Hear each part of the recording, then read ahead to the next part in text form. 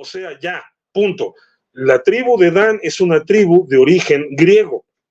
En Apocalipsis 7, con el título, según la Reina Valera, los 144,000 sellados, menciona la lista de las 12 tribus, pero quita a Dan y sale Dan y entra Manasés. ¿A qué se debe esa jugada en el texto? Buena pregunta. A ver, ¿dijiste ese Apocalipsis qué? Apocalipsis 7. Es que no es que entre Manasés. Más bien, el que está de más, ahorita te voy a decir dónde están las tribus. Dice, a partir del versículo 4 del 5. De la tribu de Judá, 12,000, de la Rubén, 12,000, Gad, 12,000, Aser, 12,000, Neftalí, 12,000, de la tribu de Manasés, 12,000, Simeón, 12,000, Levi, 12,000, Isachar, 12,000, Zebulún, 12,000. De la tribu de José, 12,000. Esa es la que está de más. Ya. Y Dan, porque, no está Dan. Exacto, no está Dan, porque Menashe, la tribu de Menashe sí se cuenta en los relatos bíblicos, Efraín y Menashe.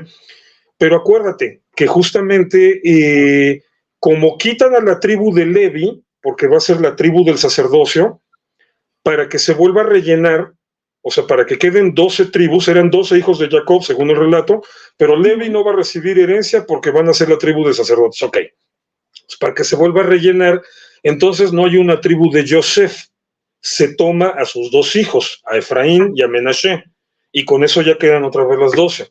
Pero entonces, ahí está mencionado Efraín, está mencionado Menashe, pero al final menciona a José, al papá de ellos dos. Esa tribu nunca existió. Y quitan a Dan. Entonces, sí, esto está interesante. A ver.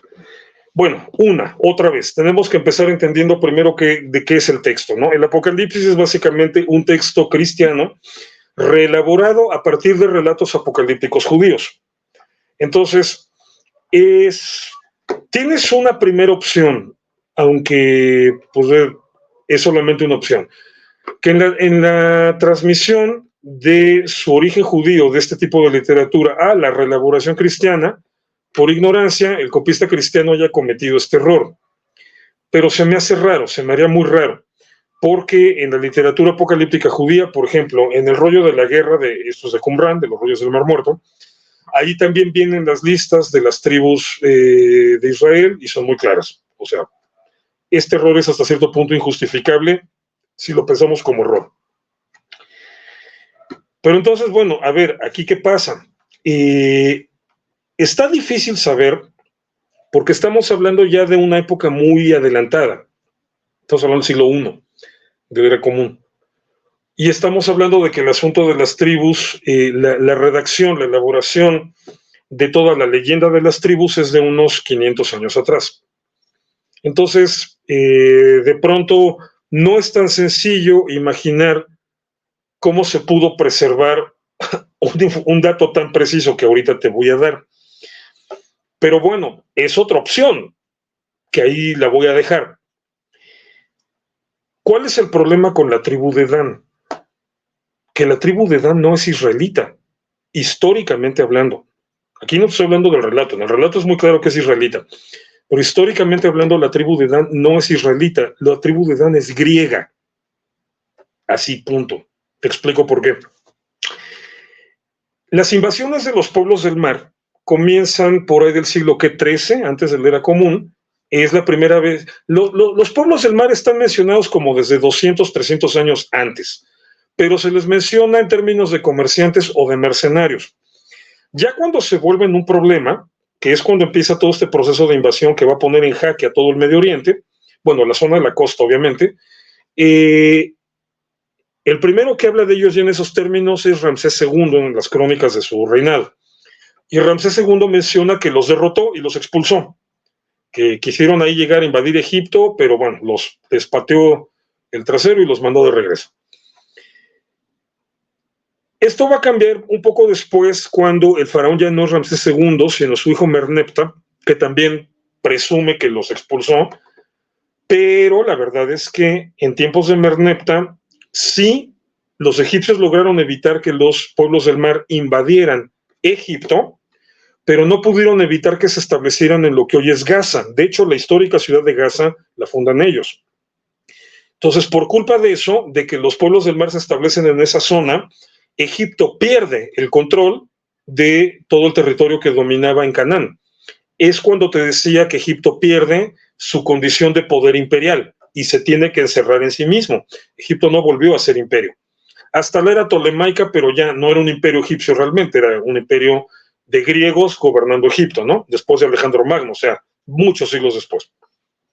Ahorita que estamos hablando todavía de Egipto, todavía con las dinastías ramésidas, que son la 19 y la 20, aquí Egipto se tiene que replegar porque llegan estos grupos y se quedan ahí.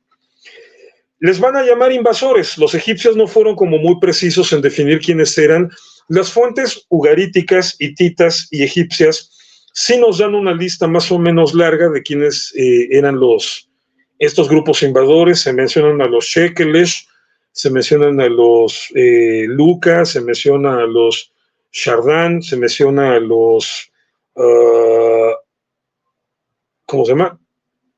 Tekesh, algo así. Bueno, son varios nombres así todos raros en estos idiomas ugarítico o hitita o egipcio, pero de estos que se establecen en la zona de Gaza solamente se les dice invasores.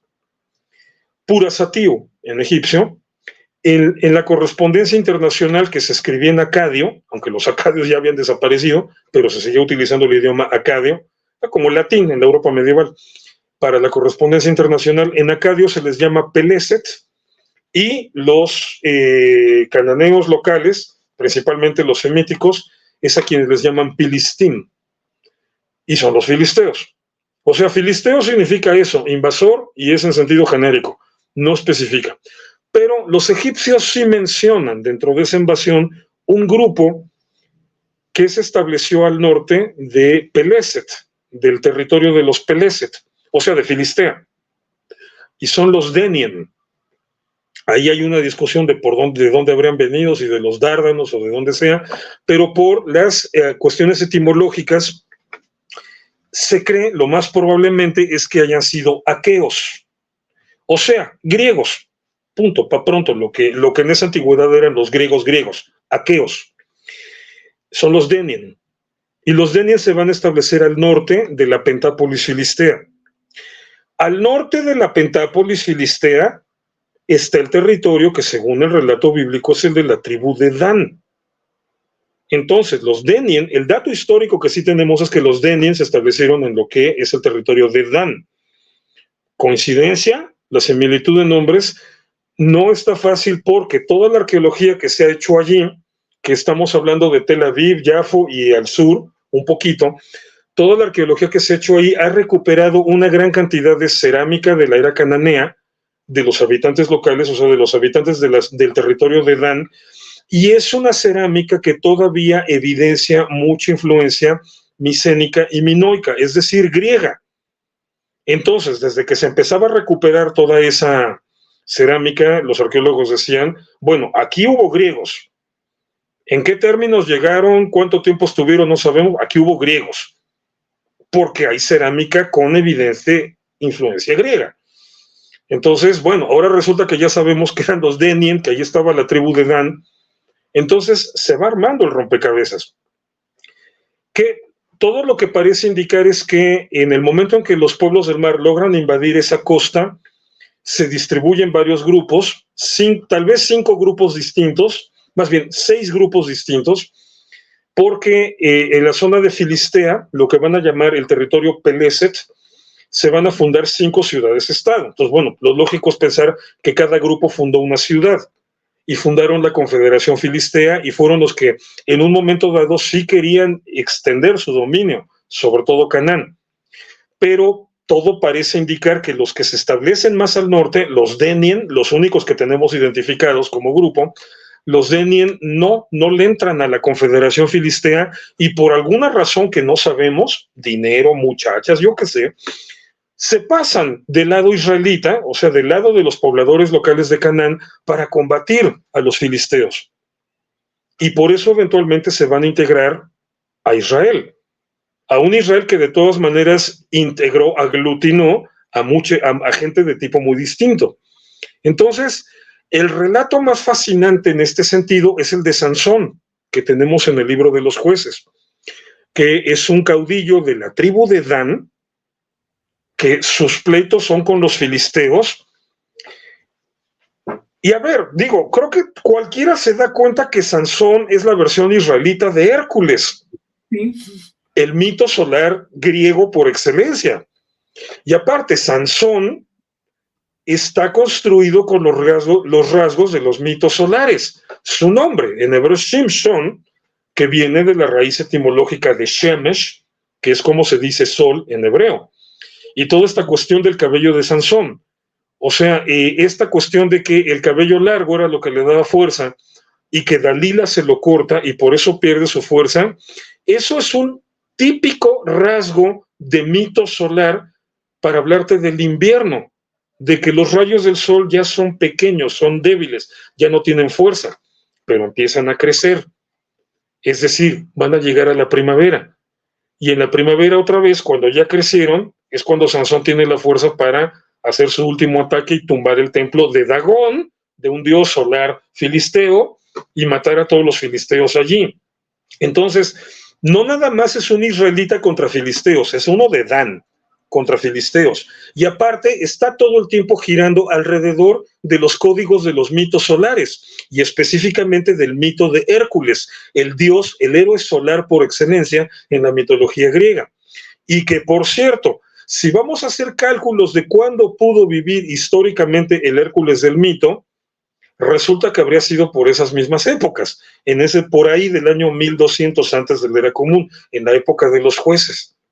Entonces, en el relato bíblico, lo que el relato bíblico hace de una manera maravillosa es destruirte el mito solar, porque Sansón no es un dios solar. Sansón es un tipo muy fuerte y lleva el nombre del sol, pero no es un dios. Entonces él muere y no resucita, que sería el último rasgo para que en un mito griego Sansón se convirtiera en el héroe, en el dios solar por excelencia. No, Sansón se muere y lo entierran y ya, punto.